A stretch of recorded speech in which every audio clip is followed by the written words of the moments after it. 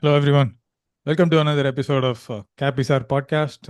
Astrologer Nicholas Polimenakos has joined me, as always, to talk about the monthly forecast. And this time it's February 2026. And last time there was a little bit of a fun with Capricorn season. Not necessarily Capricorn season per se, but still a lot of planets uh, were in Capricorn, and we had little fun with Mercury, playfulness, Venus, etc., and etc. But February is no joke either. It's an interesting month as it is, and thanks, Nicholas, as always, for joining. Yeah. No, thanks for having me on and doing this again. It's becoming a habit, a ritual. Yeah, That's it's right. a Yeah. monthly ritual. Yeah.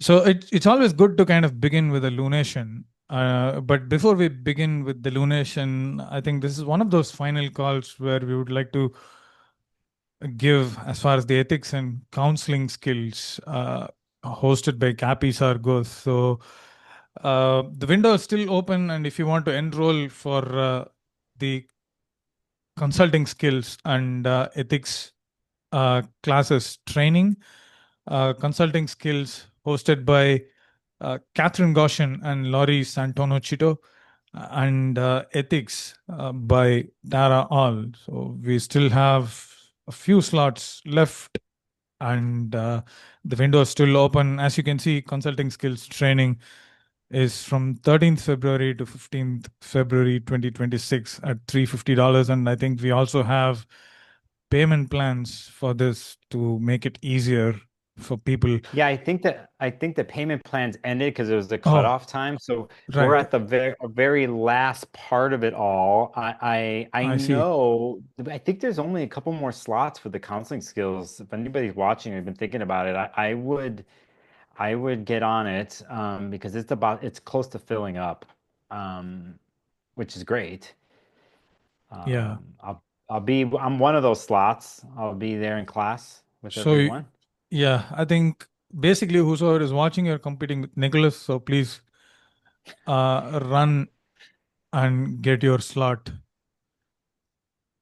Uh, And Same with ethics awareness training and exam, which is on 28th February 2026. It will be with Tara All, who is our ethics chair, and Catherine Goshen is our consulting skills chair. So you're dealing with the top-notch people, Laurie Santona Chito, Catherine Goshen, and Tara All, with both these trainings, extremely equipped and knowledgeable in their own respective fields. So yeah, go ahead and register for it.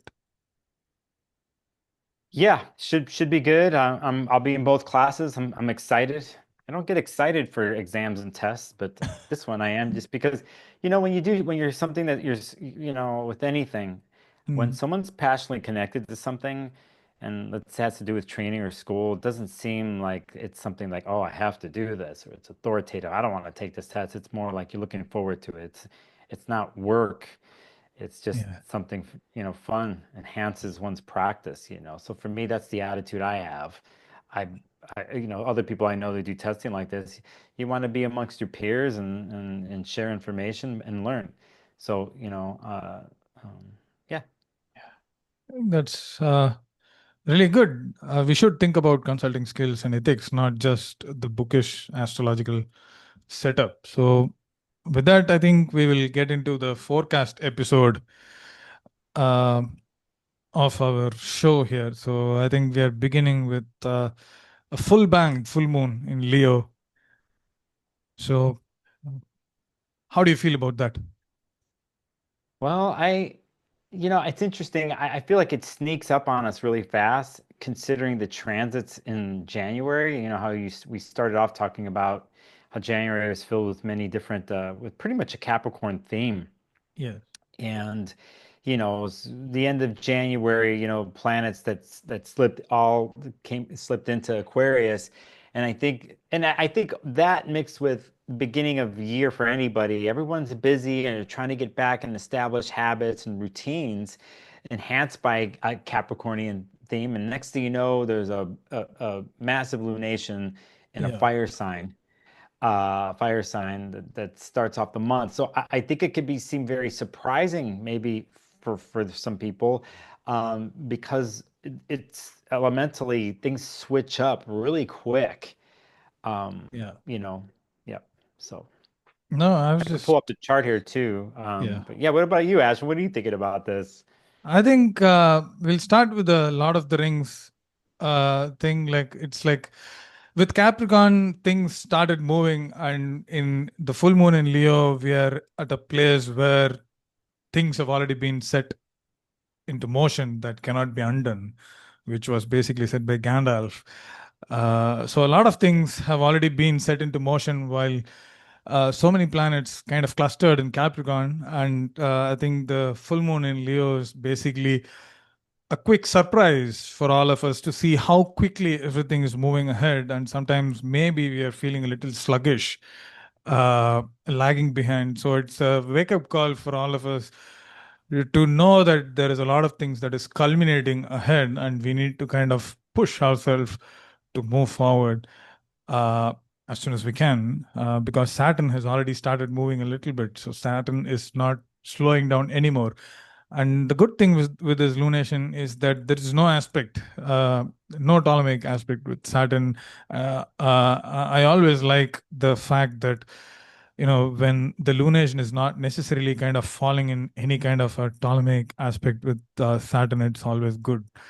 And yeah, although Mars is still there, so, but still, I don't think it is necessarily a step towards a break. It is all about kind of confronting the existing realities and our own methods of self-expression, but still, I think we are forced to move on and make progress without a shred of doubt. Yeah, it's interesting to me too, what you mentioned, just how we don't have any other aspects like you're talking about. Usually there is one, and I think also too it's a doorway to obviously the lunation after this, the eclipse that's going to happen, which we'll talk about later. But it's a little doorway into the Aquarius Leo nodal realm that we're Yeah, going to be into here this later this year when the nodes do switch up in the second half of the year. Um, Again, for me personally, I think these first so many months of the year are just an interesting transition, and from with Neptune and Saturn uh, uh, transiting out of Pisces, but like how other transits help this move along. We have the Aquarius transits that happen at the end of January. They go into February, right? To do this. Uh, we have this lunation here that's previewing, Aquarius Leo. Um, like you said, to help push the story along and to remind those who haven't been keeping up with the story, I think yeah, it's this story of the last couple of years of transits, yes, with Saturn and Neptune and Pisces, the nodes, et cetera, and pretty much end of an era here going on and how we transition to a new one. So I guess some of us are able to do it within a day. Many of us, I think it takes months. yeah, So I think something here is a big push. Um, one more thing I just want to say about this one, just to share it again on the screen, because I don't want to miss anything. I just want to point out that from a, it's interesting, from a outer body perspective, we've had this, it's kind of not lingering, but sextile between Saturn and Uranus. And mm, it's in the background, I think, for the world. I think it's part. I mean, many people are talking about Neptune going into Aries. You could see it here at this point. Here, it's at 0 degrees. We're waiting for Saturn to do this, to come to this place here mid-month and right there. But I think in the background, we have another era that's coming to culminating to an end here yeah, gradually, and it's this Uranus and Taurus situation mixed with Saturn. So yes, we have this expression here, and it's like a mini hint and a training ground for people when we deal with fire and air the rest of the year. But we still do have, Uranus and Taurus, It will soon start to move forward. We're waiting for Saturn and we're waiting for Uranus to Right. eventually move, and so just want to point that out too when it comes to pacing. Sometimes someone could watch a video like this, and I'm the type of person to be, come on, let's go, it's time to go. And Yeah. sometimes people aren't necessarily on that type of gear driving. So it's supportive words for people who don't feel like they're not moving fast enough. There's some time.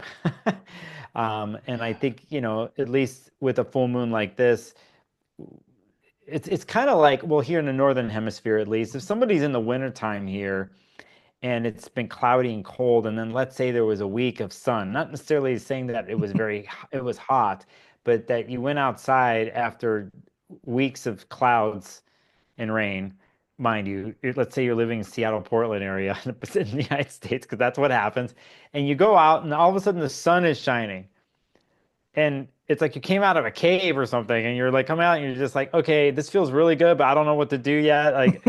So I think something like a full moon like this one, it can be like this for some people. Yeah. And then knowing you're coming out and you have to move forward, but you're like, you're still dealing with some past stories and transits, so and some thoughts there. That's um, Yeah. I think, yeah, talking about these past stories and all those things, there's a little bit of a application that the moon is making with Venus and Mercury, which is very interesting as well. Like, there is no real aspect with the outer planets, but there is something that is going on with personal planets with Venus and Mercury.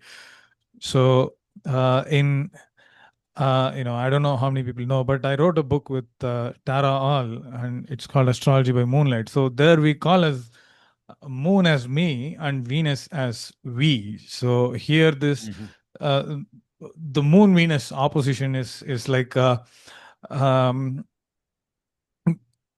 it's the confrontations that we have to face in terms of the shared perspectives or shared realities. Like, sometimes we live with I mean, no one lives alone, and we always have to kind of share our life and experiences with other people, and it is about how we bridge and what kind of confrontations we face in terms of bridging the shared realities and the shared needs, especially in terms of relationship, because the moon is the inner self where we are constantly kind of talking about whether we are okay or not. And Tara again says that the moon is okay meter, constantly kind of thinking about whether am I okay, like is everything good with me.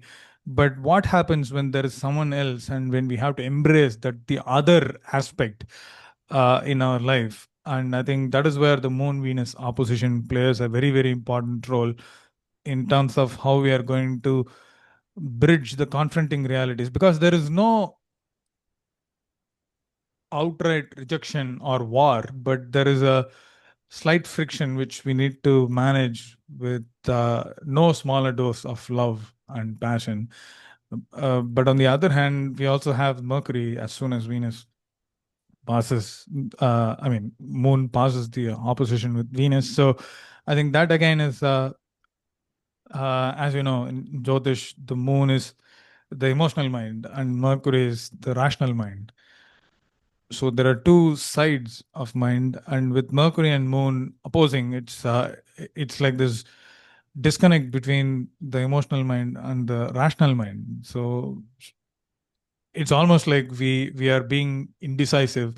There is no conjunction or common uh, ground between the heart and the mind. So there is going to be some wavering thoughts, but still, because of the nature of where the lunation is happening, I think we are going to be pushed forward towards making progress. But I think it's important for us to understand that none of these personal confrontations that we may have within ourselves or with other people, and also this disconnect between heart and mind, should actually stop us. So nothing really can stop us during this point.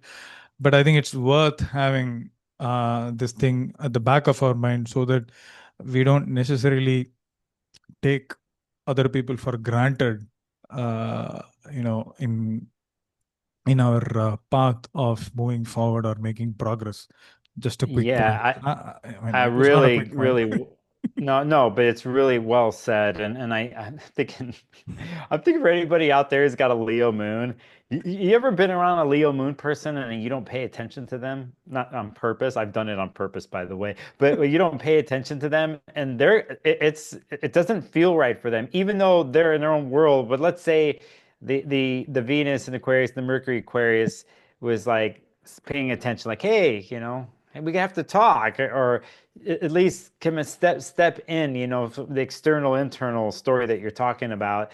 I think inherently the Leo moon wants to be Part of that story. included, part of the story for sure. But I think there is some difference there, and it has to be like you said, worked out or steps taken. But still, it's about basic acknowledgement. I mean, on the other end too, I think from the Leo side, they have to acknowledge too that there's other people in the room, or Yes. there's other thing. And to bring this, I think I'll bring this in to talk about our next aspect, with Uranus. But I think too, especially while we're filming this, how we connect as humans in the world through computing, through ones and zeros, through technology and the internet, has gone through a massive shift, I think, in the last 14 years. But I think even this past week, Yeah. I think about this, about what it is and about what social media is about, we have our own avatar, our own profile of who we are, right? And Yes. then there's the out there, and then out there is looking at your profile. And then we have massive shift. We had a big shift in the Correct. United States with TikTok this week. And it's already fundamentally changed. All the social media are fading out. They're breaking down. They're not what they used to. Again, it's how we see each other and how we participate with each other. Yeah. I could definitely connect it to this lunation and definitely the rest of the year, but this lunation in particular. So, but yeah, I think it's really nice. yeah, no, pretty good aspect wise, right? Like you're talking about, like, Yes. And make no mistake, both Venus and Mercury do well in air, and we are talking about Aquarius. So it's going to be a very freehand month where we have the opportunities to kind of make progress as much as we need to. So, and the full moon in Leo is a major catalyst that happens exactly on the 1st of February, which is a much needed uh, push, I believe. yeah. One more thing, Ashton, I forgot, is Sure. obviously for certain people too. I think it was at 3 or 4 degrees six Yes. months ago when we did the new moon Yeah. Yeah. in Leo. For those who let's say took it upon themselves as a transit that was going on, there, and what Yeah. happened 6 months later, right? So, No, right. Yeah. I think people should try and go back and watch that particular part and then switch over and see how, I mean, just a moment of self-reflection will be really helpful. yep, yep. So Uranus direct, I don't know what could mean, but yeah, I don't see, I mean, social media is exploding. Um, One more thing, I don't know if it's connected to Uranus, but 20-year conversation and dialogues, discussions, disagreements, debates, everything between the Indian government and the European Union in terms of having a free trade agreement is signed, and I I mean, the world is calling it as the mother of all deals because it's a deal that India has with 27 or 28 European countries, which is constituting about $136 billion of trade per year. Um, I don't know. Like, I can talk about it from a medieval mundane perspective, but I don't know if it's something connected to Uranus. But I really felt like with Mercury and Venus uh, taking the center stage in Aquarius in air, especially Mercury, like something that was not there for a long time, it's suddenly kind of exploding. And with Saturn already kind of moving very slowly out of Pisces, it's setting a newer reality, uh, a completely newer setup between India and Europe that never existed before is now a really interesting perspective, especially given the fact that a lot of countries are facing tariffs as a result of Yeah. what is happening in America. And in a way, it is turning out to be an opportunity for so many countries because they're looking towards other markets, unlike how it used to be earlier. So I think it's an interesting point in history where things are slowly changing, where the the older realities are slowly crumbling. And I think Saturn's leaving of Pisces is setting a stage for everyone to understand that anything that is old has already crumbled, and whatever is left over is also crumbling. So, I mean, I just felt like something is. I mean, you mentioned that there is this final sextile between Uranus and Saturn, so it kind of made sense to me in some ways. Yeah, and we'll say too that at least from the Western perspective too of just, earth and water, and how things are going to change up here elementally. So from the Uranus perspective too, for those who've been looking at, you know, Taurus and what it provides, let's say what it provides resource wise or how we create resources, right? And yeah, the story of this. I mean, we're coming to be 8 years here of this 2018, and you just think about what's happened politically with borders and resources and resource creation and the trading of resources since then. It's definitely fundamentally shifted to the point where it's affected a lot of other things, and like the story that you just told. And Yeah. then you have other things like BRICS.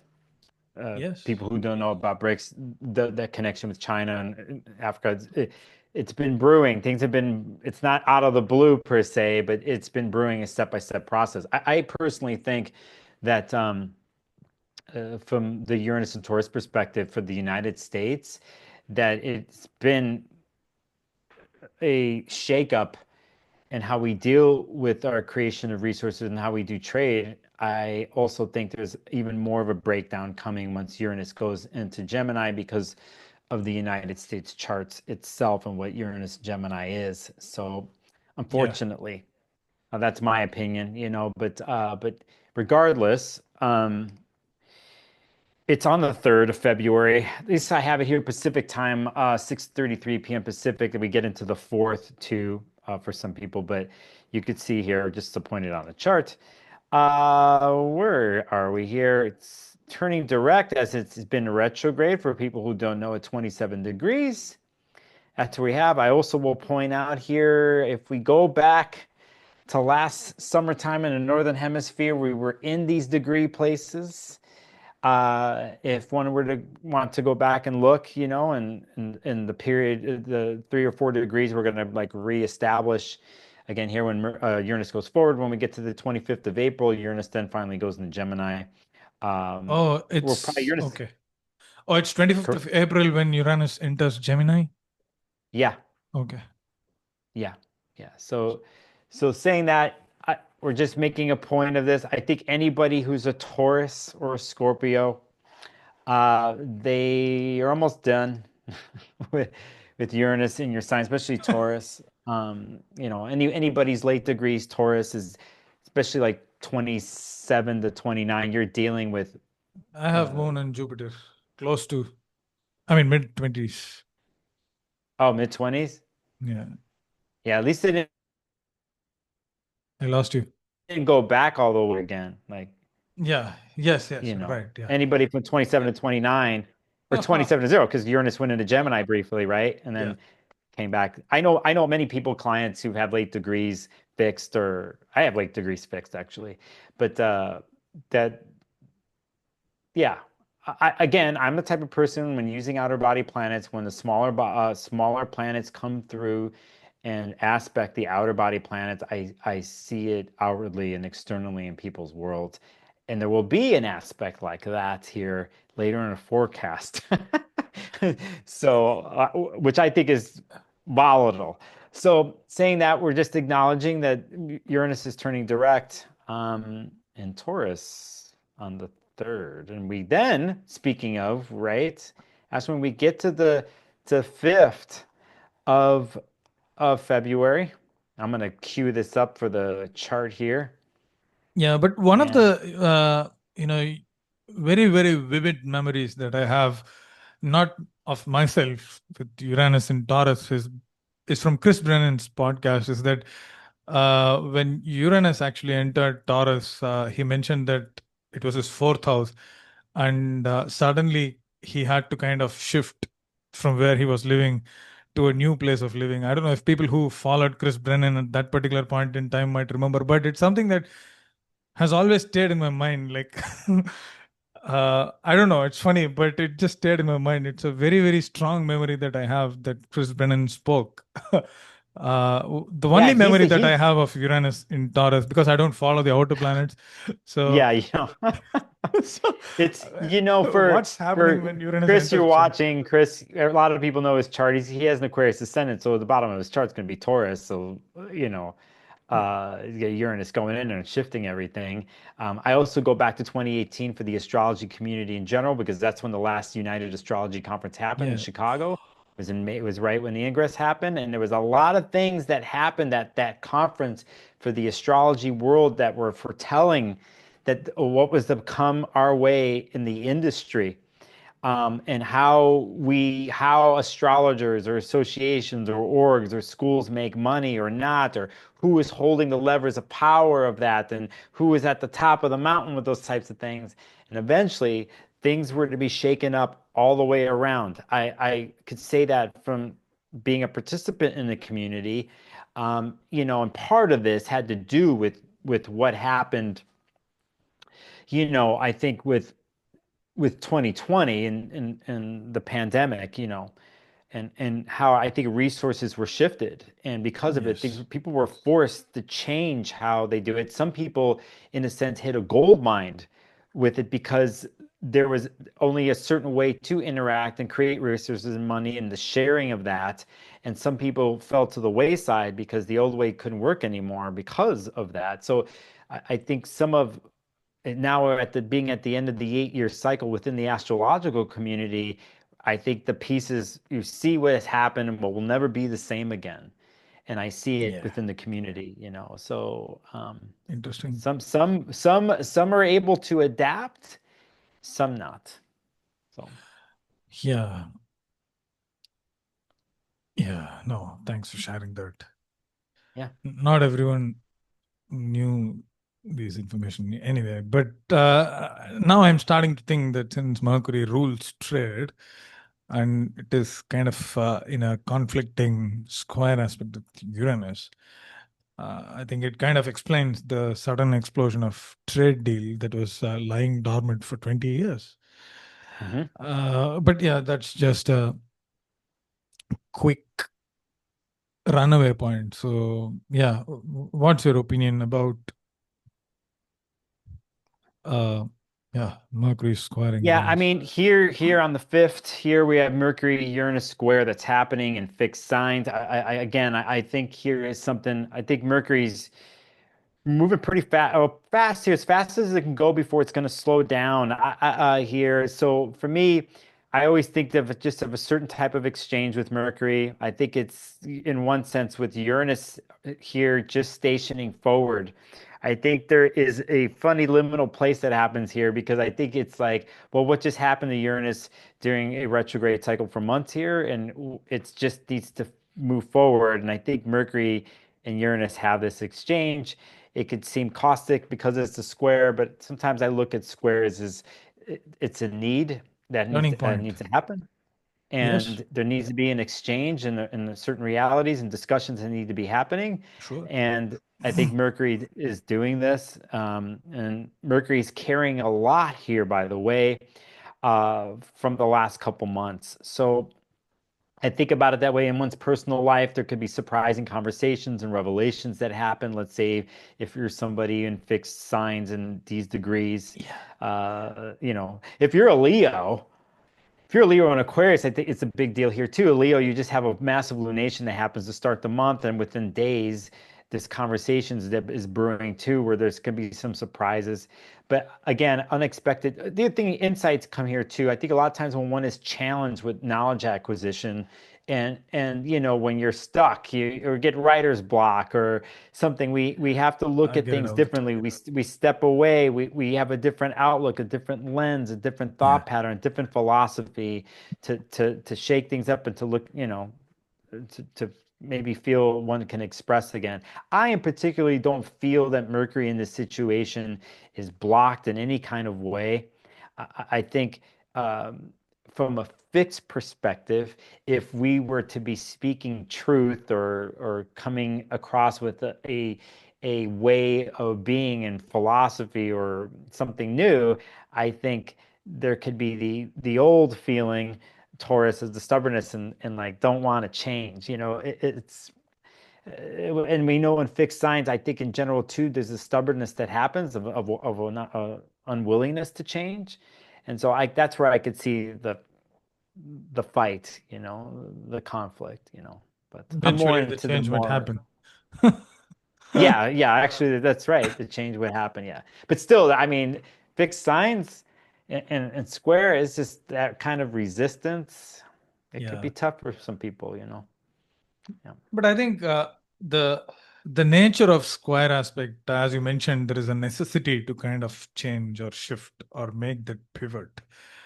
And despite the fact that we have both Mercury and Venus in fixed, uh, it's also air sign. So there is a level of dissemination uh, or something that is happening which kind of supports the movement in some ways. So whether whether they like it or not, I think maybe they will eventually come to terms with the change, whatever they have to go through. Not always we have choice. Sometimes we are pushed to accept. Well, I mean, this goes back into the main premise of the first couple months of this year and how we started talking about this. Like some of us are ready and moving along, and some of us aren't, and we get pushed, and we get pushed into conversations we don't want to have, possibly, right? But they Yes. need to happen, and things need to move forward.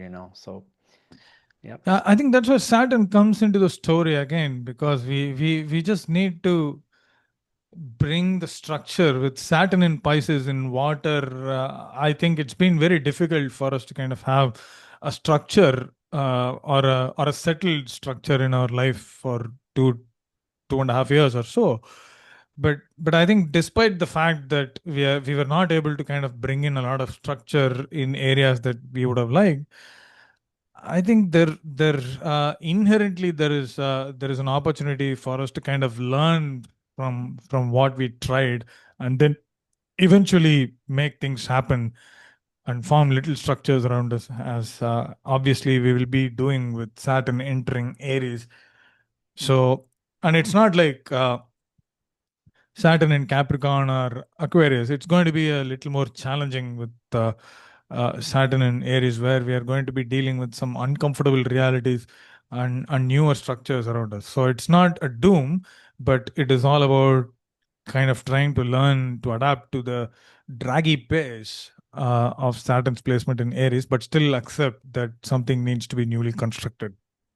Yeah, it's funny you mentioned Saturn because it's at 29 degrees here at this Yeah. point. We're at the last week before things switch over, and I Yes. again, I just think at this place of exchange and crossing over and whatever, it's just another major point. Uh, and I think Mercury is doing something here too. We'll get into more of this too when we talk about. Well, I mean, the next aspect basically, or the next thing we're going to show is Mercury's ingress Into into Pisces. um, into Pisces here, and I'll get this up on the screen for us. Um, that happens, at least here, on February 6th. Mercury then leaves and goes into Pisces. The timing of this is interesting to me because we're pointing out this 29 degrees Saturn here. It's getting really close here. We're getting within a week, just past a week here before it's about to ingress into Aries. I am one of these people here that feels like this Saturn or this Neptune into Aries, Saturn into Aries story for me doesn't fully go in until all the inner body planets will enter in Aries later in the next couple months.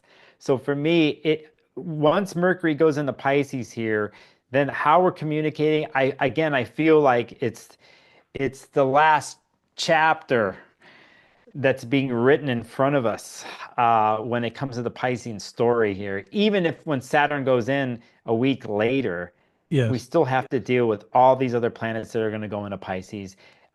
Mercury, out of the inner body planets, is leading this one here by coming in.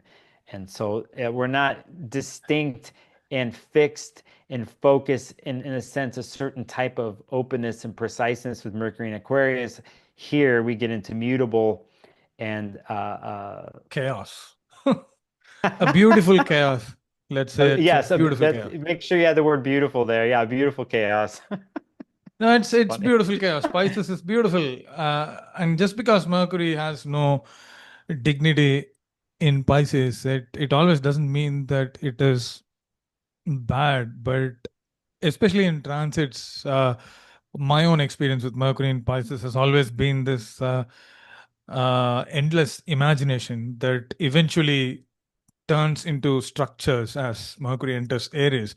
So it's important for us to embrace the fantasy or imagination or some unrealistic moves or thought process that occurs, and keep note of it. But sometimes we never know, things will change, and suddenly it will become part of the story of our own life that might play a very, very crucial role towards the later point of this year. And for me, it's always important. So when Mercury is in Pisces, what happens when Mercury enters Gemini, and how it is different, and how the period has been different, because in the middle there is obviously going to be one retrograde as well. Mhm. So it's almost like we are trying to kind of connect the dots, but somewhere something is falling, and then we have to go back and reconnect whatever we are losing. So I think the imaginary way of thinking, uh, and giving up a little bit of our rationalism and paving the way for our mind to jump some thoughts is really important with Mercury and Pisces. Uh, so it will be significantly necessary to step out of that logical loophole that we constantly travel. And it's difficult, especially for those people who have very strong Mercury in their chart. Suddenly, if they have to give up logic and rational thinking, it's difficult. It's difficult.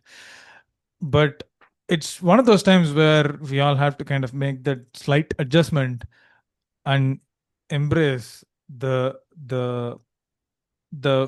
fantastical reality of what is going on in our lives. So yeah, I think, yeah, just enjoy the feeling and do not think about logic. It's going to be very personal way of dealing with our life, because Mercury is obviously a personal planet. So what goes on in our mind is very personal, as long as we don't relate it with the external world or someone else. So what goes on in our mind, there is no uh, boundary to our imagination, and that's what Mercury in Pisces means for Well, me. may, well, I again, I really like what you say here too, because it also lends to a thing here of what we naturally do, with seasons and how all Yes. seasons are initiated by a cardinal sign and followed through with a fixed, and then the third part of the season is always mutable because we're having to take in everything that's happened and then mutate and morph and change because we're really getting ready for another season. And how fluid we are with that, it depends on each person. I think it's very important in this particular mutable place that it's not just the end of a season, it's an end of a 14-year era with Neptune and Pisces. It's an end of a Saturn era. It just so happens all of this is culminated to this place. I also will say too, I think, the logical part of things you're saying, let go when Mercury's in Pisces and being imaginative is good. The only thing I worry about with Mercury and Pisces sometimes is just when things are said that that I and if they do come across in some sort of way that it was packaged in a way that was just like I was charmed by it, and it seems like yes, this is can be something, can be real. But let's say it has to do with relationships. You sometimes don't know what the truth is and what's not, and Yes. and you have to have some place you stand firm in, right? And also, too, words become things. When we say words, they become reality or not. If we are, and I'm saying this from a perspective of Pisces because of the need to integrate with Yes. anything that it wants to become that. Yeah. So I think it's great for experimentation and for being imaginative, but at the same time, we still have to keep track of the world and where we stand and where we are. And it's a little dance that we play. I think we all play it as human beings. The dream world, also the inner world and the real world of we must pay the bills or we must eat, we must acquire. It's this thing. Some of us live in the more logical. Very good at the real world and creating resources and whatever, but always there's a lack there of imagination and wanting something more. And there's the other side of it where people are in that dream world, they're creative, whatever, but it's amazing, but they can barely pay the rent. And so, it's this dance I think we all do. But I think here too, because of what we're going to talk about the rest of the month here with Mercury and Pisces, what's about to happen um, with that But Mercury transit. is not going to be alone in Pisces. Venus is going to join very soon. Yeah. And, uh, and I'll, before that, Venus actually squares yes. Put that Uranus. up here. This is on the 8th here, in What's going to early happen in morning. the relationship realm? Or is something going to explode in entertainment industry, some scandal or something like that?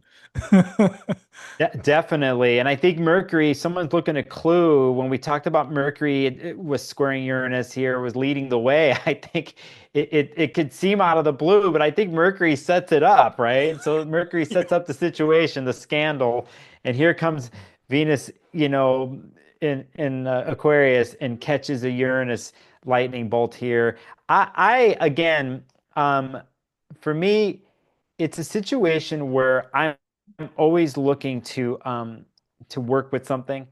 Um, it's funny with Venus and Aquarius because it's always trying to set different types of boundaries with how it does its relating and I think it seeks tradition because it's a Saturnian ruled sign, and it always has this game of you know, wanting tradition and wanting to be part of something that's long lasting, but then at some point doesn't want to be part of it, or the structure that they find themselves in cages them. And then they must break away from it and they play that dance. We talked about this in the forecast last month with Aquarius kind of storylines with Venus here, but there is truly some sort of breakaway here, I think. I think here, with Uranus squaring, it's it's almost like it's almost where it's kind of made for a Venus and Aquarius to do something like this. I think it's anybody on the outside of them that might be Yes. surprised by it. But again, we can look at it relating in alternative ways from different viewpoints. By taking a different outside view, and you add Uranus in something like this, sometimes the breakthroughs happen. Just like you talked about earlier, Aswin, how we need squares, we're Yes. challenged. There's certain things that get to a place. Will something survive or not? Will a relationship, will a money-making venture or something will survive or not?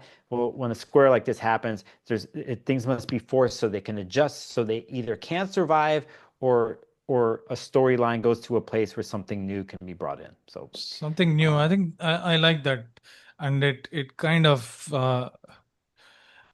it feels like something new is brewing, and it might come very soon. I think there is a level of excitement that is building up, although we don't know in our lives. I mean, with Venus entering Pisces, there is always some kind of an excitement that we are all looking at. But especially, sorry, um, there is a level of selflessness that I always associate with when Venus is in Pisces, and we feel like we have to kind of happily dissolve or let go of something, or amalgamate with something, or come together with someone. So it's a really kind of favorable influence in our lives and in our circumstances or immediate circumstances in our lives, where sometimes it's always kind of stuck, draggy in one area of our life, or a lot of areas of our life. But suddenly, when one area or domain of our life picks up speed and has some kind of a positive influence, suddenly it transmits into other domains or other areas of our lives. I think Venus entering Pisces is one of those interesting periods where some of our, at least one part of our life, is going to have a little bit of a success or something optimistic, and therefore it is going to transmit into other areas of our life. So be it I think Pisces is this endless ocean of indescribable spirituality or connection. So and the romantic relationships that kind of is formed or initiated with Venus and Pisces, most of the times it is about the unconditionality. I mean, Venus in Pisces is beyond conditions, so it's always unconditionality, and everything is intangible. There is no, I mean, in a relationship, I don't feel like there is any kind of materialistic nature that is associated with Venus in Pisces. But on the other hand, it will be important to notice that Venus is also going to be with the North Node, and that is something that we need to really consider or think about. So, challenges within a relationship can explode, or if someone is kind of having a illegitimate relationship or something, it might kind of come out scandalous situation with Venus and Rahu or North Node in Pisces. So it might end, or it might kind of come out of the surface. So there is a need to uphold righteousness in a way. Uh, It's almost where, yeah, because it's what's about to happen to Venus. So it has this square, and there's this shakeup or break in something, and it's really getting ready for Venus going into Pisces. So again, I think this I think it's interesting always when things go from fixed to mutable. yeah, I think the transition between and whatever part of the season it is, is always an interesting dance to be played. I think there's one thing about Cardinal that pushes forward, it starts something initiated. Then the energy keeps moving in the fixed, and they take it and become much more focused, right? So then, but when we get to this place between fixed and mutable, it's a definite shift in a storyline, a shift of how things are enacted or not enacted. Like just it's like if you and I were propelling down the freeway and all of a sudden we just went in two different directions. After the first 2 months of cardinal and fixed of something moving forward, and all of a sudden things split apart, yeah, the duality, right? And just yes, go in one place another, and then somehow they got to find themselves back and meet up at the crossroads again. And so, anyway, whether it's in relationships with Venus, I think here too, just that transition here is like, give me some space.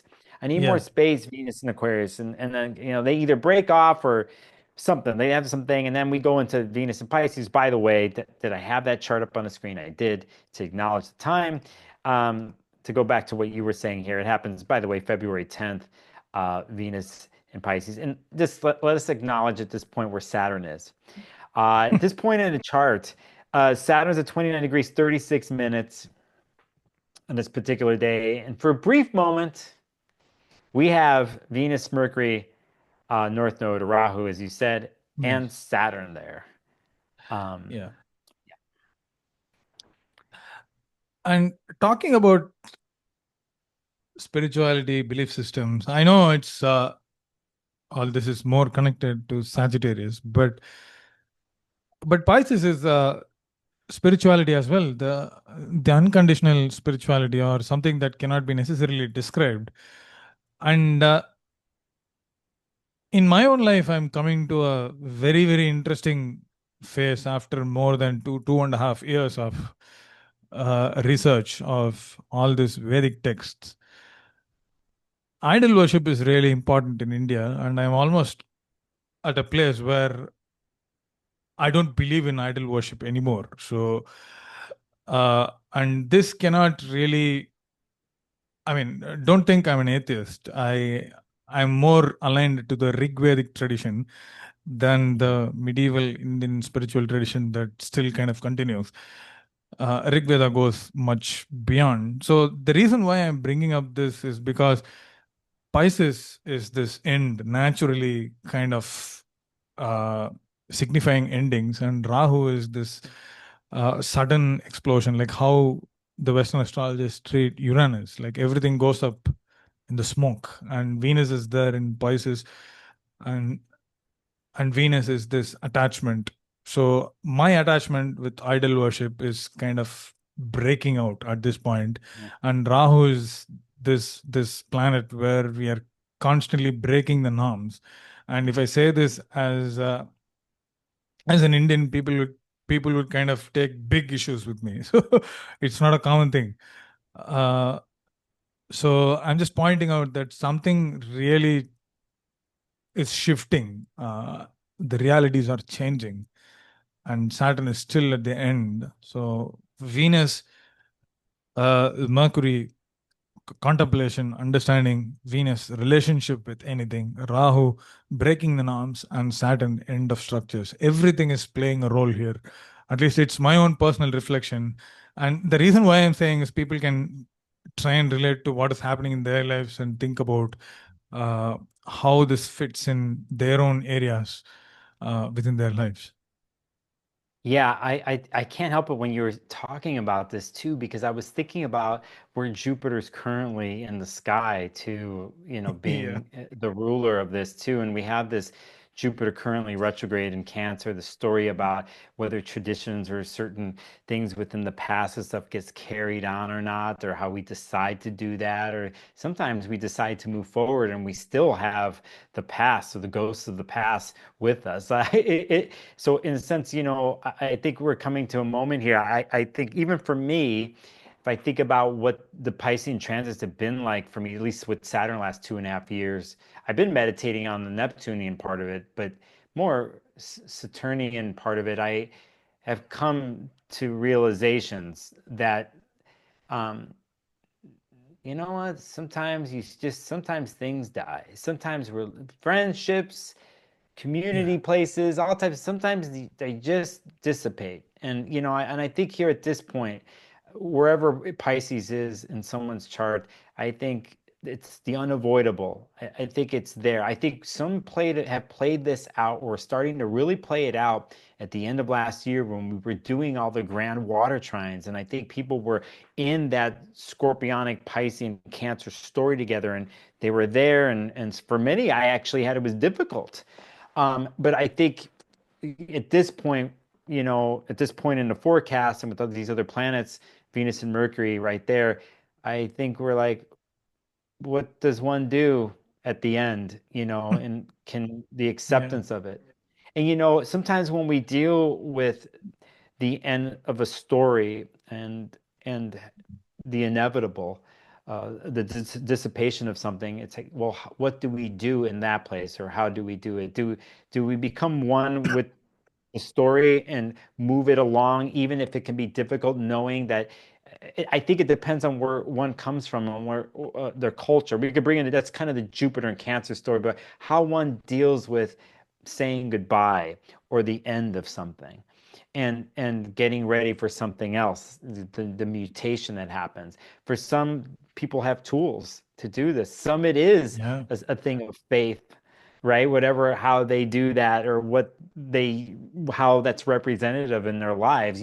For me, it's more like I have this thing, if someone would come to me and they would look at a story like, wow, like, Nicholas, I'm sorry, this happened. I'm like, and my answer for a lot of people who know me personally, like, I don't know, it is what it is. What am I going to do?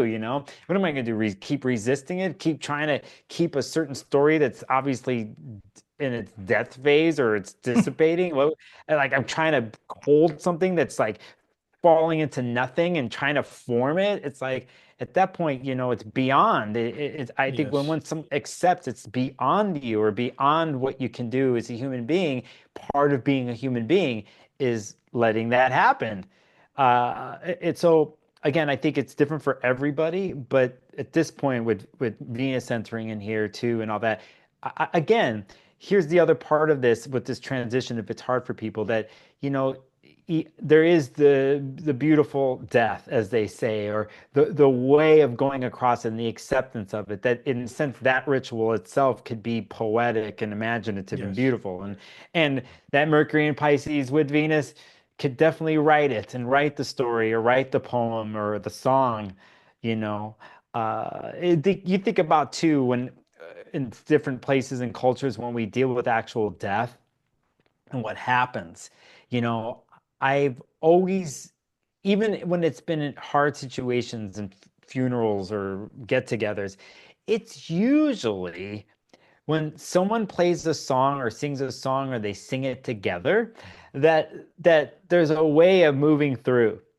And so, you know, for me, looking at Venus and Mercury here and Pisces and all that, and Yeah. Saturn at the very last degrees, you know, there's a song to sing, you know, and if you can look at it that way and maybe use that to move through it that way, then I think you realize whether it's death, rebirth, or whatever else, it's all beautiful, you know. So again, not telling people that you have to think about it my way, or, you know, it's my Yeah. personal opinion on it, but it's I look at these transits like that, you know. So Sure. And I can attest to the fact that dissolution will happen. And I have had a lot of dissolutions in 2025, and it's still kind of going on. And I think I'm at the last leg of it. So, uh, well, glad to be here with you while it's happening. so I think Saturn's entry into Aries is is a very interesting thing anyway. So, I mean, it's perfect. What we just talked about, then that's our next thing to yeah, talk about here. the new, Our next aspect of the month here is on the 13th of February. Saturn will go into Pisces, or excuse uh, me, to Aries. yeah, I think you're fixed to the sidereal zodiac. Okay, that's good. Yeah, that's funny. Yeah, yeah, no, Saturn goes into Aries here, 4:11, close to 4:12 p.m. at least Pacific time here. Um, and where is it? Can I say, oh, there it is. Hey, welcome back. It briefly hit that place, didn't it? We Oh, briefly hit this place last year.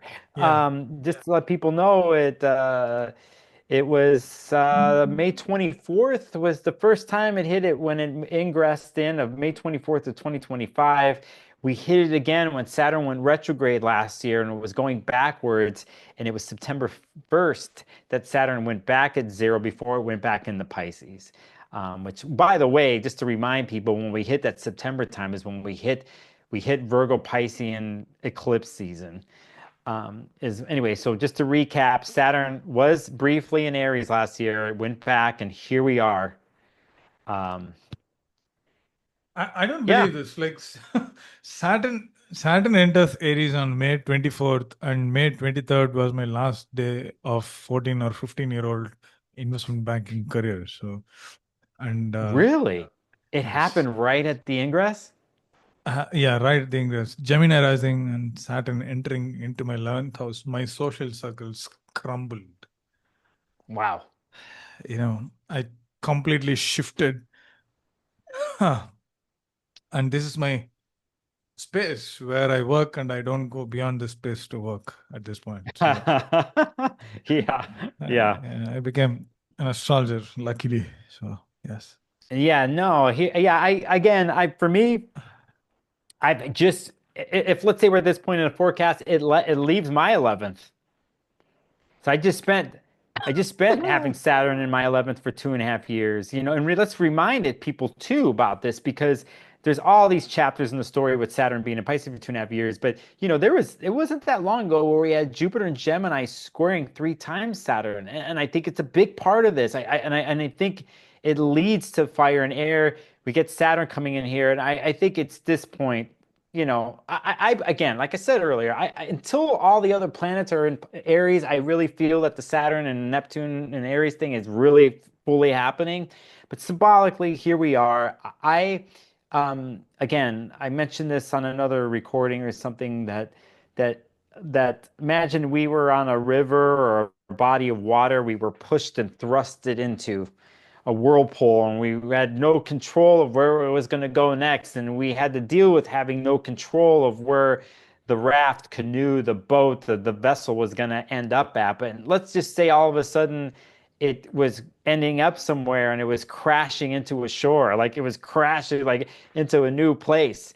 Yes. And here we are, and that's how I feel about this. It's like we crash into a shore and it's like a new world, and we what happens, let's say, when we crash into a shore and we're there and we're on the sand and we're like, what's next? And I think people have to understand, like, I think it's innate to go understand like your presence of where you're standing all of a sudden in a new place. So it's like, where am I? Where am I standing? You kind of look 360 degrees around you. You grab your bearings together. You're seeing who's next to you, who's not, what survived, from the journey, and so I hear here with Saturn here, there's that symbolic reality that comes, and I think it's if I keep it simple, I'm thinking in a Mars instinctual way here, with this one, and that's the way I'm going to do it personally that day. I'm gonna wake up. I already told myself this morning. I'm gonna wake up that morning. By the way, is a mid-break promo. That's the weekend of the consulting skills for CAPISAR that starts. Is that day, that weekend that we promoted at the beginning of this. I'll be in that class, but I already told myself, I'm like, here I am. Let's go. Let's do this. What do I need to do, or what have I set myself up with the Capricorn transits in January and blah blah blah? Like all of a sudden, all the Capricorn transits that happen in January, we're starting bit by bit with Saturn, the next cardinal sign that kind of squares this. And I think again, it's just a blatant reality check that comes with crashing up on the shore. That's my way of thinking about it. Of coming out of a Piscean womb into a new world. And what happens when you come out of the womb, you know? And Yeah. what does one do, you know? So, I don't know, Ashwin, I know you got some thoughts on that. I mean, I think it's about realizing that not everything is going to come to us very easy. It's about having this open mind, but uh, and on the other hand, dealing with less resources uh, or limitations around us, but still having to kind of survive. Like, think of yourself as this Tom Hanks in Castaway, where he literally has nothing and has to kind of build and come out of the challenges, ultimately emerging victorious. I think that is what Aries is. So it is about showing up and doing things, regardless of how challenging the situations are or how demanding and limiting the circumstances end up being. So I think the ultimate lesson, if you want me to ask about, I mean, if you want me to talk about Saturn in Aries, is show up. Show Oh, up yeah. to be there and construct a new structure, new grammar, or ultimately a new reality around you, because it's going to last for another 30 years. And the value of Saturn's stay in Aries will be realized only when Saturn enters Taurus, which is where we realize the value. Sometimes it's very draggy, sometimes it's very dark, sometimes it's very, very challenging. But I think the fruits will be there as soon as Saturn enters Taurus, and that's when we will realize the value of what Saturn might have done for us in Aries. As human beings, it's easy for us to kind of not value what is there in front of us. We always overlook what is right under our nose. Um, and I think Saturn in Aries is one of those periods where we tend to kind of overlook, be sluggish because of the challenges. But as you said, show up, be there, and always have a structure. It's important to kind of have a structure and also a plan, strategy. All these things will need to be in place, and in a way it is also, with the world very rapidly changing over the past 2 or 3 years with the advent of artificial intelligence. some of the people have not still embraced artificial intelligence, and they think it is a bad thing, but it is not necessarily a bad thing. The good or bad, as far as technology goes, it always is with us, and in terms of how we utilize the technology that we have. So people who have been resisting all these things will start slowly kind of embracing and accepting the change around them. And sometimes the risk of this is, if we don't accept it, we get kind of we'll be drowning. So I think accepting what is coming our way and still dealing with a lot of these things and embracing the limitations and turning those limitations into opportunities, even if it is just small and minor, I think it is important for us to show up and see what opportunity lies there for us to build something out of nothing. I think that's my No, uh, no, I like that show up. I show up. I think sometimes somebody like gets up early in the morning and they just like they don't want to go somewhere or go to work or whatever, but they show up. I mean, there's those people who are going to be on that pacing. I think there's going to be a lot of people, who are going to be they're the first one in line to show up. yes. They're the first one in line. Everybody's going to have to figure out how to show up. So I think that's really good way of saying it. I also will throw in here, I think people in one way will show up and will completely disconnect from technology. I feel that it's a big part of what's going to happen with Aries, with the air and fire that's happening this year, next couple of years. There's going to be people rebelling against that and building something that has nothing to do with it.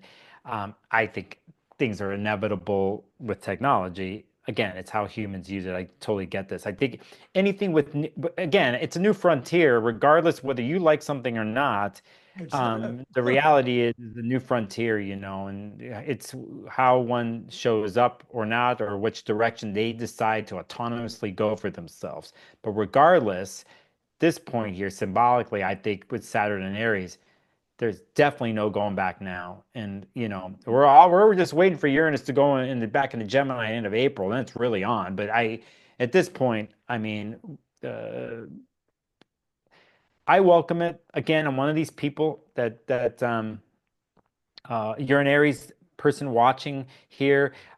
My only piece of advice for you is to see how you do Aries or how you do Mars in your chart.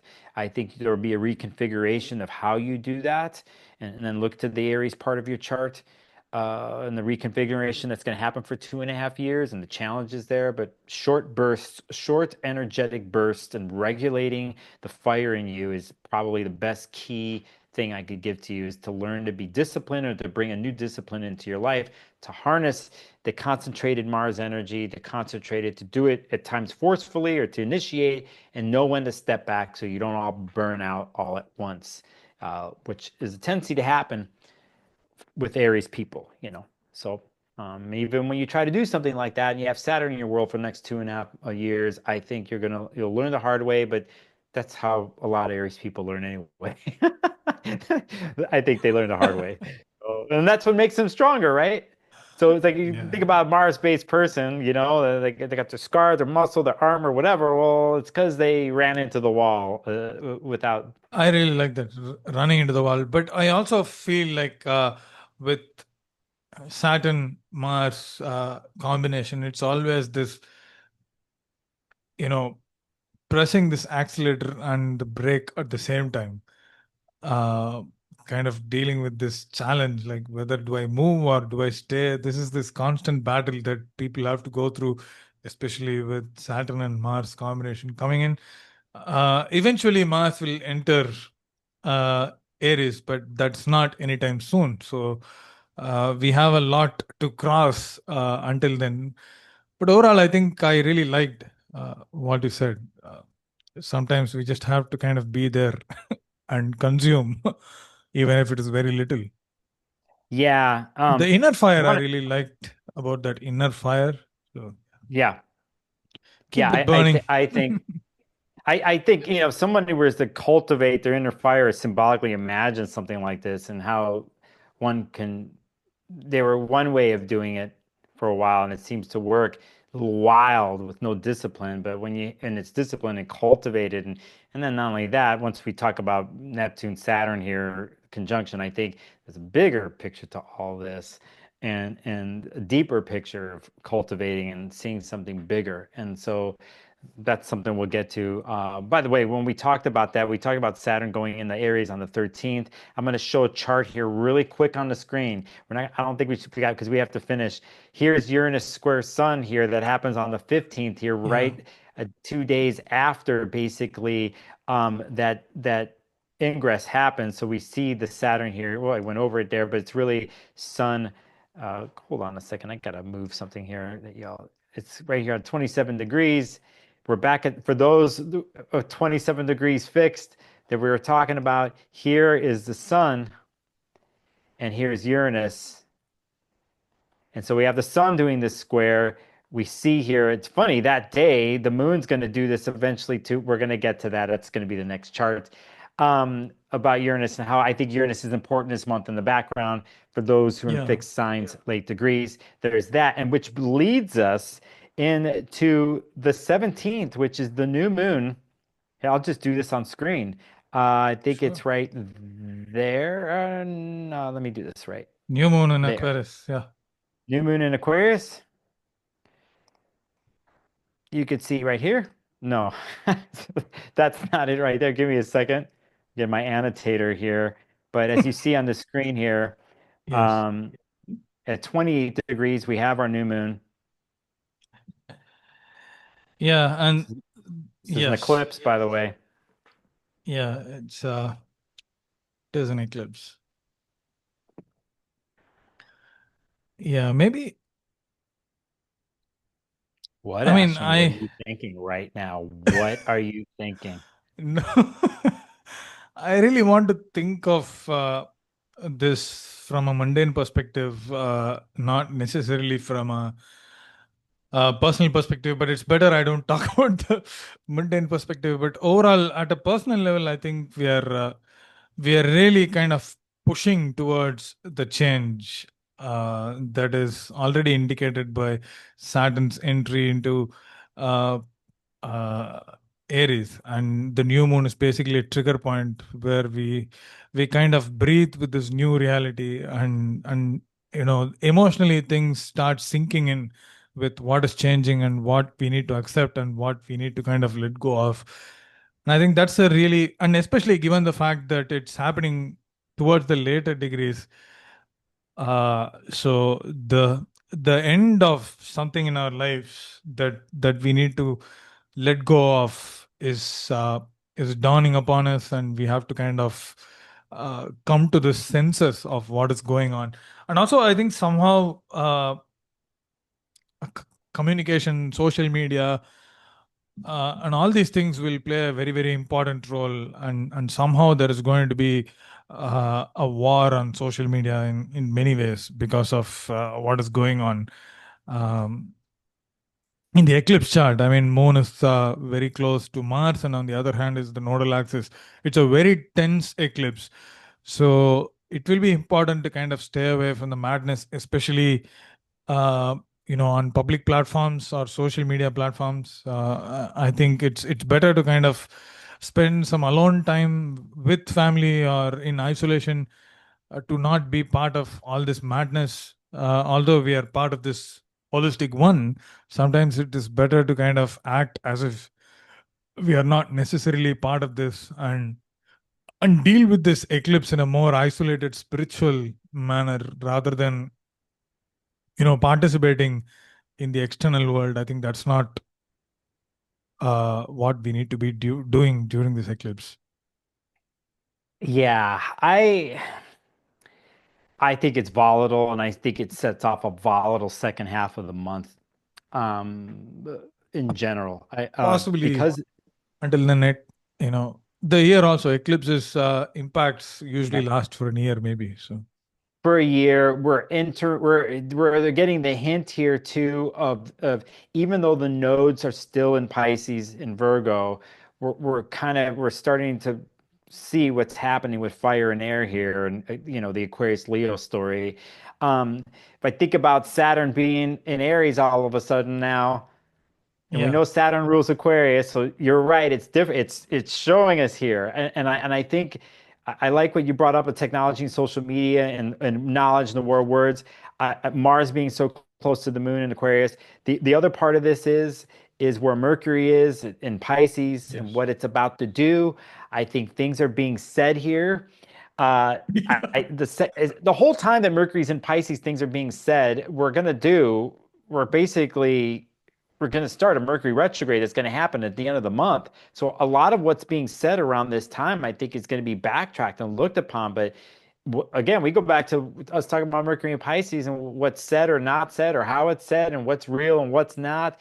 And you're dealing with the illusions of things and reality, the internet and comment sections, or governments proclaiming this, or Fake. certain leaders. What was that? Fake. Thick. Fake. Fake. Oh, fake. Yeah. Yes, fake. I, for me, I personally have been tweaking the way I interact with social media because I'm just trying to think of where my energy goes and where I have the most power. Yeah.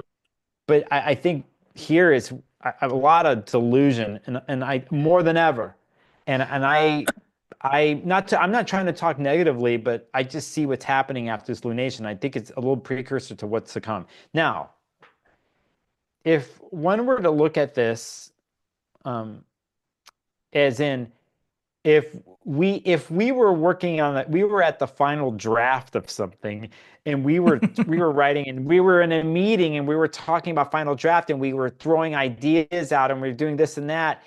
I like it because I'm like, oh, we're experimenting. Is something new's coming? We're trying to understand it. We talk together, then we go back to our separate places, and then we ruminate or we do whatever. Then we come back in, and we do that several times, and we'll do, all the way to the end of February and into March. We're dealing with a lot of Piscean stuff.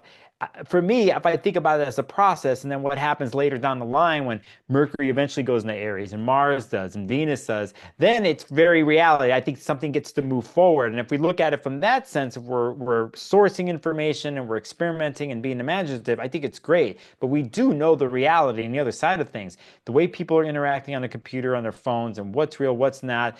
I could just think about what's happening in other situations where information is suppressed. I mean, we know for our friends and colleagues and stuff in Iran what's going on with suppression of information and technology. Dude, there's that too. The transits are happening to them. They don't have access to internet. What's happening with the way they're communicating within themselves in that country? And then what happens outside the country? What's Yes. real? What's not? So for me, if I was working a tangible way and to understand something like this, first off, I like what you said of like, not in a sense, I'm not quoting you here, but it's like kind of stay away from Yeah. No, you can quote me. the drama, the rush. She didn't say it that way, but how can you step away just to look at it and go, okay, I know what this is. Don't try not to get caught up Yeah. in illusions and what's real and what's not. And again, when we're dealing with the moon so close to, or the Mars so close to the moon, it's really hard not to get, you know, Yeah. We have to kind of sustain the temptation. yeah. Yeah, I'm gonna see if I can show this one more time because my annotator doesn't want to work. But basically you could see actually maybe yeah, it doesn't want to work. But you could see Mars there close to the moon. There's Mercury I was mentioning here. Here's Saturn that just ingressed. I think Mercury is very important. The reason why I brought this up here is because of the Mercury-Jupiter trine that is happening here, Yeah. that just happened. It's great on paper, but at the same time, when we're dealing with older stories about territory and all this stuff and boundaries and stories Oh and my what we God. bring with us past, I just think people are making proclamations. You see You how know, how close Venus is to the North Node, and also on the other hand, yes. it's Mercury. I think there is something that's going on. It's fake. Something fake is going to explode, and we are kind of entering into this delusional world, and reality will sink in when all these planets enters Aries. Is what I Yep. And think. then obviously there is the obvious here, which a lot of people who use outer bodies are going to talk about with Uranus squaring the lunation here. So, Yeah. it's a thing where, um, Yeah, I in particular, I'm gonna try to take it easy. So No, I mean, it's the best way to kind of deal with chaos. So, yeah, it's an eclipse. Again, I have fixed planets between 15 to 29. So I'm this. So Ashwin, remind me if you see me around this time doing something crazy. Did you remember the forecast? You know that we talked about this. We told people like, did you hear it? You remember? I was like leave me alone. I'm like fixed. You know, no, I can't see anything else. I'm stubborn. I don't want to. No. I'm like I'm feeling emotionally. Oh, and I must do this. You know, I have Mars in Aquarius, so I know what happens when I'm in that place of like, I don't care. Don't mess with me. I'll break it all down. I don't care, like, and being rebellious, oh with yeah. it. And it's just there is nothing else, and it's in the rush of something like that, So again, so people watching, yeah, I'm gonna try to keep myself in check. So, Yeah. No, I think overall, the thing is like working behind the screens is really important, and it's not always that we need to be in the forefront. So sometimes staying behind and not taking part in the chaos, but just quietly doing what we have to do is really important. And I think that is what this entire eclipse season, the pre-eclipse and the post-eclipse towards the end of February is all about. Yeah. So I think uh, when Aquarius solar eclipse, I'm gonna show a chart on screen here, is and it basically Sun, we Pisces? come out of there, and here we are. Now the sun goes into Pisces, and Pisces birthday start. Have fun. Uh, have fun. Happy birthday to Piscean people. Um, Congratulations, by the way, to many of you Piscean people. If you're still, I think, dealing with remnants of a Saturn and Pisces transit. But we could see here at this point, at least mathematically, You know, that um, it's Michael Douglas, actor Michael Douglas, received AFI Lifetime Achievement Award, and in his acceptance speech, he at a point he said that I mean he begins with the so it's so overwhelming to be to listen all these things and not be dead. So it's almost like if you if you cross this eclipse and all these things, okay, you're still there. You feel alive. Yeah, that's funny. That's where's his Saturn? Sorry. I wonder where Michael's Saturn is. Is it in Air? Is it in Pisces or Aries? He's got to I be in his late. He's got to he be should in his be in late 80s. 70s or 80s, not late 80s, but maybe late 70s or early 80s.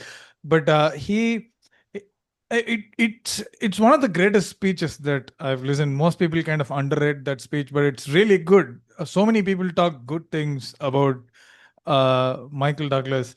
The great Jack Nicholson walks onto the stage and announces that his friend Mikey D is going to get this Lifetime Achievement Award, and everyone talked good things about him. And Michael Douglas comes onto the stage and says, "It's so overwhelming to be listening to all these things and not be dead."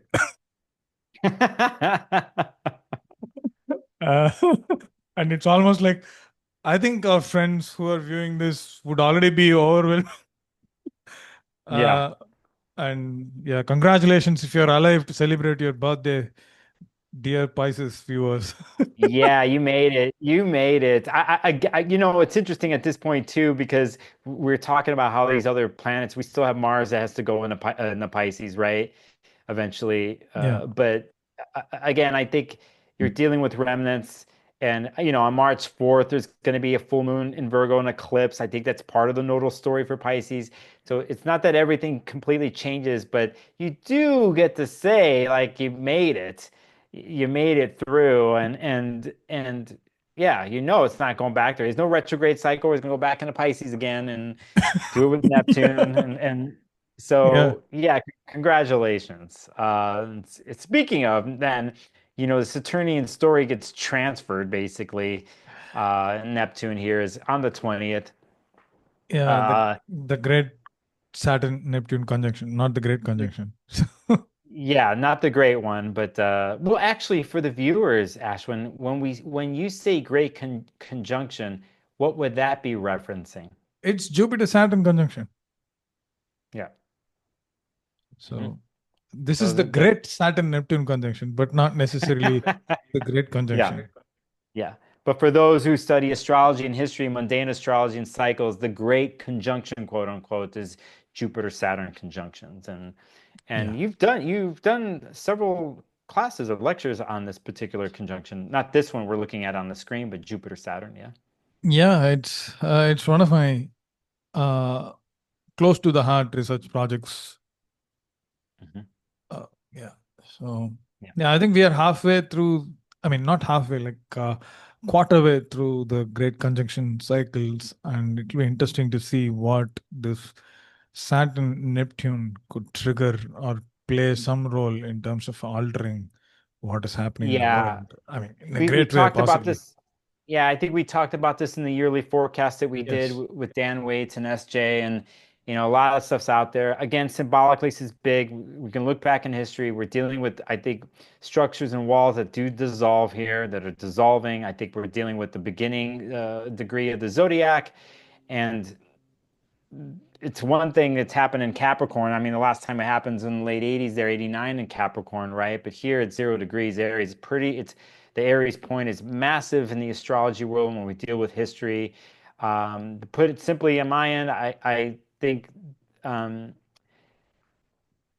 yeah, we're really crashed up on the shore now. And I think it's from one sense, one has to do the survival of the fittest kind of thing thinking, but I think if we get beyond the self, it's what people do, what cultures do, what people do together when they create things and the imagining of things. The other part of something like this I've been thinking about is like if Ashwin, you and I somehow corralled a bunch of people and we were like in our survival place where we needed to do something new and we were showing up like you said and we were showing up and we were together, but what if we came upon others who were different than us, and what would happen? So one scenario is we would talk and see how they were showing up in their group.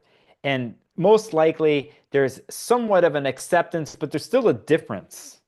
There's still True. an autonomy that happens between two groups. Other people would be in outright conflict Yeah. with the other thing, like tribal, like conflict, um, and wanting to push their agenda on each other. I and I think, let's say, in situations like that, and I think about the Saturn Neptune thing. There's one thing about Neptune and Saturn being in Pisces, what people do as a collective, but I think in Aries, because of a Mars ruled sign, it's very conflict oriented, or it can be very cultish in a way, as in like we're going to imply or put our force upon this new thing that we have, but we're going to do it upon you. It could be that way. So for me, it's a lot of talk about certain things getting dissolved and structures getting dissolved and new ones popping up. But along with new ones popping up, the reality is if there's new situations popping up and we're dealing with strategy and power, this is what humans do, that Mhm. they will impose whatever new is on something or someone else or another territory. So um I don't think in a way of like it's candy. Yeah. I'm Dealing with thinking, uncomfortable realities soon after a lot of things has already dissolved. yeah, yeah, I don't know, maybe finding ourselves in exile or something like that, yeah. possibly. I I mean, there I are don't many know. astrologers who can talk well about Neptune, but yeah. Yeah, I'm not one of those astrologers who's going to talk well about Neptune. I'm just looking back at history and I see what happens over time, whether something breaks down or dissolves over time, or what Yes. is built up over time, which we're symbolically, I think, at this point here. So, for me, to take a good outside look perspective, but, I'm one of these people, when anything in Aries happens, something happens, that's for sure. And I don't, I think when it, I don't, I always think of Mars and what Mars does. And I have to come to my place of being comfortable with the way Mars takes action and whatever sign it's in, whatever it's doing, and there's just certain ways that one has to accept the world works. And I think if we're resistant to that, I'm a loving and compassionate person, whatever, but I'm also the type of person that sees what happens when there's a certain mentality in a group, and if they're in a survival mode, and Oh, if yeah. they're based in survival and fear, you know, what they do, you know. Not saying people have to attack, but you should know how to defend, Sure. you Yeah, I know. think that's where Saturn comes into picture, like to defend in a very passive way, while Mars is this defense in a very explicit manner, so to speak. So, yeah, some kind of a contrast that we need to deal with. Yeah, again, I think in one's personal life too, again, I think what you said is probably the best thing in this video so far is like showing up and how you show up. And then there's the discovery of how one shows up. Now, if I get off my rant about bigger things and I think about Saturn, Neptune, one can go big in how they show up and see a bigger picture of this, Yeah. So, again, just take what you will with stuff like that. Yeah, yeah. We go to the 26th. Yeah. And The little uh, boy. I We'll have go. it here 25th, 26th on the screen here, soon to show up. And Mercury, the trickster, is going to go retrograde at 20 degrees Pisces. Yeah. Yeah. Go ahead. No, I think yeah, it's as you mentioned, it's about going back in terms of assessing our own understanding of what is real and what is not real as far as the Piscean domains of our charts are concerned, but that is very, very individual. But I think overall, it's a very volatile period because of what is happening in Pisces. As you can see, Mercury is at 22 degrees of Pisces, Venus is there, there is mutual deception, but still, all this is happening within the nodal axis. And and any planet that is within the 18 degrees of nodal axis is really kind of potent, as what is usually agreed. And here it's much lesser than 18 degrees. And Sun is also there. But I think the initial part of Mercury retrograde can be a little challenging in terms of review, reassess, or reorganizing process of the mercurial areas of our life. But I think as the sun passes the eclipse point or the north node, I think awareness will slowly start coming in because sun is the planet of light. So sun throws awareness, sun illuminates, sun enlightens. So and it does not happen immediately. Like imagine sun rising, so the light does not come out fully. It's not kind of blazing immediately. So it kind of starts coming out very slowly, and then the light increases as the sun rises above the horizon. And I think it's going to be the same way. Like we will not see the truth or reality of what is going on around us while Mercury turns retrograde. It will be difficult to kind of find out where the fault lies or what areas of our life needs review or reassessing. But as soon as sun crosses the north node, which will happen at 26th or 27th, because sun moves 1 degree a day, so which happens on 27th of February, or maybe take it as the end of February. I think light slowly starts showing up in our life where we need reassessing or reorganizing, and followed by that, I think the entire Mercury retrograde period is going to pick up from where it was left with Mercury in Scorpio. I think with Mercury in Scorpio, there was a lot of Cancer is all about memories, and Scorpio is all about difficult memories and difficult processing at an inner Yeah. level. And Pisces is all about this final release. So we are at this pivotal point where we have to release everything that we are still carrying. So there is still a little bit of difficult memories or challenging emotional realities that we are carrying with us that needs letting go of. And I think this is one final chance for us to let everything go once and for all and move forward. Uh, so, in my opinion, Mercury retrograde this time is going to be really important and really key, precisely because it is occurring at the eclipse point. I mean, or close to the eclipse point. So, there is a lot more potency to kind of deal with our newer emotional setup or emotional apparatus that is being stirred as a result of eclipse. Yeah, just for people to know that basically it was on February 11th that Mercury in Pisces hit 8 degrees, and that's how far it's going to go back in its Yeah. retrograde cycle here. We're at 22 degrees. Mercury's going to go all the way back to 8. I do want to give a little bit of a bonus to people watching that it's going to be on March 7th that Mercury will be conjunct the Sun during its retrograde cycle, which is the midpoint of the cycle at 16 degrees.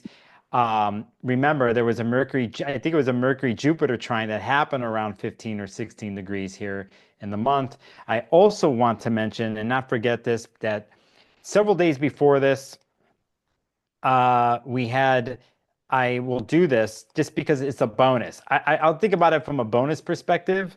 Um, not to, I'm just throwing a little curveball here. It's here on the 22nd, just for people knowing, it's around this time, Sunday the 22nd at 12:01 p.m. Pacific, that Venus Jupiter trine. I wanted to make sure I threw that in here, just to mention it, because for those doing the Piscean story, if you're looking for some things to help guide you through this exchange and this ending, a narrative that we've been talking about. I think there's interesting things that are happening, especially with Mercury and what we're talking about. But one point in here is this particular place at 15.5 degrees in water, when Jupiter Venus uh, trine. So then when we get back to here, when we started here, we know Mercury's going to go all the way back, cross over that 15, 16 degree point, which I think is very important. And that's the place where Mercury and the Sun will be conjunct and cazimi for a period of time here in March. Just need to throw that info out. I think it's important. But Yeah. yeah, it's kind of funny looking at this too. We're looking at this, and um, yeah, Ashwin, everything's so close to the nodes in the eclipse cycle. Imbalance. We're not even at the full moon in Virgo eclipse that's going to happen at the beginning of March here. That's for the next forecast, but we're not even there. But we're playing it out. I think it's completely being played out here with this, and yeah. And saying that, if someone's really paying attention to what's going on in this chart, we'll go to the next aspect, which has to do with Mars. And Square Uranus. yeah, and so basically, Mars brings up the rear in the story, and Aquarius fixed here. And you could see, and again, sorry if my annotator is not working, but basically, uh, Mars at 27 degrees Aquarius, squaring Uranus. I Is anything going to happen on this day? Maybe. I think it's a setup again for all the Piscean stuff that's happening. We already had all the planets move through 27 degrees. This is pretty volatile aspect. I personally think it sets up a situation where Mars goes into Pisces, and when Mars gets closer to the node, it's already there now by degree. I Oh, personally feel like it's the volatility. That's what do you mm, think, Ashwin? yeah. Yeah, no, I don't want to throw in more overwhelm, but Yeah. yeah, it's Yeah. something that kind of worries me. Mars going anywhere near the nodal axis is always a big fear for me. Yeah. Explosive, very, very explosive. Yeah. We had Mars at the south node, you know, it was part of the lunation that happened, the new moon in Leo. And then everything that happened in new moon in Leo like 6 months ago, and then after that, so then we had full moon in Aquarius, then we got into the Virgo Piscean eclipses. I mean, Mars was there the whole time, or right around the South Node Yes. in Virgo. Anyway, we're approaching the opposite end of things here when we go into March, but it's got to be real, you know. Again, I think this particular Mars story really is about when it goes into Pisces, but I think it, you know, in a sense, Uranus here pushes it along. For those who are fixed sign people, again at these degrees, you have a month ahead of you. I think to have a Uranus station happen, and then to have all these planets move through Aquarius that all basically run through Uranus. Mm. Yeah, I think you're the ones on stage with the Uranus transits right now. But yeah, saying that, then we get it's pretty much the next day that is an aspect. I mean, considering we've talked about Mercury a bunch here, Much easier um, aspect. much easier aspect, and it's floating around there, and it's Mercury conjunct Venus on the 27th and 28th. And let's see, let me get this up here. Yeah, one thing I want to mention is that this month is not a good month for any kind of agreements or something from a practical perspective. Yep. So, Yep. yeah. If you're gonna do it, you have to know if one were to sign the final piece of paperwork, I mean, you have to know that there's something else that's going to be have to be dealt with or I don't Something know. is always beneath the reality. So, Yep. Uh, this stationary point, by the way, here is 22 degrees. Where Mercury's stationing here. We're here in Venus here as we do this conjunction.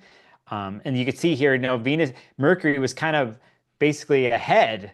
Mercury was, you know, sped up at the beginning of the year and started moving ahead, and now it's going backwards again. And then Venus passes it. Now Venus is doing something, what it's getting ready to do. I can't remember the exact date here, but Venus is about to show itself into the sky very soon here, yes. Ashwin. Yep. Yeah, no, I don't know the date as well, but yeah. It's in March where Venus starts to appear in the sky. And, you know, Basically, 11 to 12 degrees away from the sun is Venus's first appearance in the sky. yeah. Yep. So, Yep. So yeah, we end the month that way. We end the month with a retrograde, really. I mean, it's going to be a Mercury retrograde story and going through the nodes. It sets us up for a big full moon eclipse that happens in Virgo. Mercury will be retrograde during that.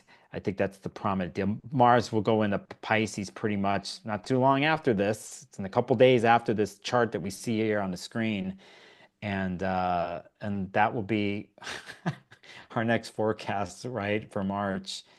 next Is forecast. Next forecast. I don't know how much we talked today. It looked like on our spreadsheet it was half the amount of aspects than last month, but you and I talk. I was supposed to keep track of time, but We what's never do. time? What's time? Time?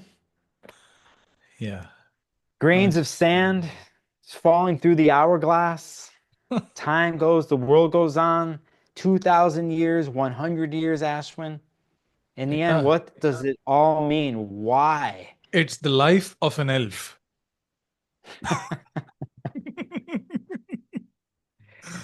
The life of an elf. Yeah, I mean, you know, to end this on my end, considering the amount of astrology, and even if we bring in the internet, and if I think about the last 8 years and the proliferation of astrology and the esoteric world, the occult world, and so much out there, so many people studying, or they're astrologers or doing whatever. There's so much. It's all out there in many different viewpoints and delineations, you know, and different ways of looking at things. Yeah. But, you know, I think we're about to enter in an era here where what do you do? What does one do with all that? You know, what does one do with if one were to mix, you know, they're looking at a tropical zodiac, a sidereal zodiac, or they're a modern astrologer and they're bringing Hellenistic techniques. Or, Yeah. you know, I feel like we've had an era where there's been a lot of taking in one philosophy and bringing in another. And at some point, what becomes of something like that? So, that is what I'm really been meditating on as an astrologer and as a person. I'm a spiritual person, and the people that I know, and not just in the astrology world, but in different thoughts and views. It feels like another end of a cycle. And then, like, what is to become of all this now? And where is it going? And I try to stay excited about this because I'm a type of person in my way that is always looking for new knowledge and new understanding, and to do the So, ultimate human thing is to find meaning, right? yeah. But how we exchange information, what do we do as astrologers, or a forecast, or a book, or a column, or a Substack? All these things at some point, though, don't they turn into something else? It does. Is I think it participates in progress in many ways. And some things come forward for a long time, some don't. Yeah, I think it's a never-ending story. Yeah, and that's what I mean. The sands of time, we stay curious as humans. It seems to be a volatile point in world history by looking at the astrology of it and the past of it, and we talk about these things, but one is in it in their day-to-day lives, and you have that, and like it. Yeah. It's in your bones. You feel it, but at the same time, you must function and you must get through. And so, yesterday I was on a walk here and I saw a stranger walking his dogs, and I didn't know who he was. He was an older gentleman, and I said, "Hey, how are you?" And he just said probably what he says to every stranger. He's like, "I take it a day at a time." Oh, And it's like you hear this stuff all the time, but it's true. You know, we cannot help but think big or see what's happening around us big, and we're all connected because of the internet. We see all the stories, and it's a rapid news cycle, and there's this and that, all this information I'm talking about. And then there is that other thing that I think is constant through time, and it's a thing that stranger said to me is like a day at a time, you know, a day at nice. a time. And so, See, yeah, there's the bigness of change and feeling it, but at the same time, discipline and day by day something is what gets you through. So maybe he knew that Saturn was entering Aries. Saturn is entering Aries, so yeah, just I don't know, when you talk to somebody older, that you're talking to Saturn basically, and they're just going to say, you maybe know he knew. Yeah, maybe he knew. So I don't know. I hope people can take something from that, at the end of a forecast like this and Sure. types Day of at a transits, time is day where at a time. we end this forecast episode, basically. So, what's going on with you, Nicholas? Any projects or anything that you are doing? A lot's going on besides my YouTube channel, which I'm working on. I'm involved in a couple conferences this year: the Northwest Astrological Conference, end of May outside of Seattle, the United Astrology Conference that happens the first week of September. There's a couple other things I'm doing too behind the scenes in the astrology world, but yeah, working on a new website, YouTube. Have Brilliant. some funny ideas for what I want to do on the channel, and a lot of experimentation that's coming for me that I have the Aquarius need to express through. That's what's going on with me. What about you, Aswin? Nice. I'm getting ready to launch the batch 3 of my 1 year course on Indian astrology. So, yeah, that's the biggest thing at this point. But yeah, the rest, it's going on as usual. I'm doing some YouTube videos, writing some letters, articles, and you know, teaching, Yeah, yeah, and reading charts for clients, obviously. yeah, yeah. So Loved your newsletters. Anybody, by the way, go follow his. We'll have copy links in the copy down below for the CAPISAR courses and everything else. All of Aswin's information. He wrote a really good piece lately. You've been on a tear, by the way, buddy. You've been writing a lot lately, and it's been great. You can catch that in his newsletters. Yeah, CAPISAR. We have the two classes. It's funny. Next time, Aswin, the next time we do this forecast before March, I probably would have gone through both CAPISAR, yes, and I'll probably have something to say about it all. And for those sure. who are watching this channel, anyway, you get to this point of us talking and rambling, hit the subscribe button. I'm not gonna forget to Yeah, do don't that. forget. Hit the, Yeah. sub- hit the And subscribe. yeah, for more information about CAPISAR, it is capisar.org. And the email address is info@capisar.org. Subscribe to Capisar's newsletter. Subscribe to sparklesofgold.com, which is Nicholas's website. He sends letters from time to time. And if you want more dose of letters, you can subscribe to mine because I write once every week. So anyway, I think that basically brings us towards the end of this forecast episode. And as always, it's a great pleasure connecting with you, Nicholas. Thanks for joining, and thanks everyone for watching.